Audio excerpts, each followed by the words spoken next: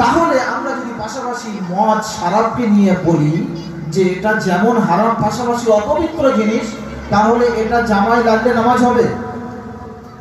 নামাজ হবে না। তাহলে শরাব পান করাটার মধ্যে, শরাব পান করার পেশাব পান করার মধ্যে কি পার্থক্য আপনারা আমাকে বলেন?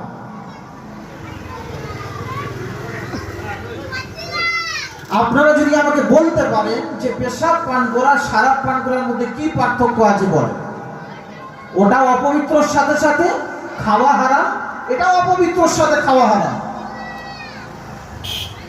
কুকুরের গোশত আপনি নামাজ পড়তে যাচ্ছেন, কেউ এক টুকরো আপনার পকেটে দিয়ে দিয়েছে, কুকুরের গোশত ধোয়া পরিষ্কার করা একটা টুকরো আপনি পকেটে নিয়ে নামাজ পড়েছেন, নামাজ হয়ে যাবে।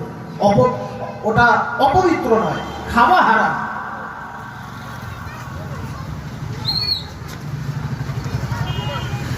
তাহলে পেশাব পান করা আর শরাব পান করার মধ্যে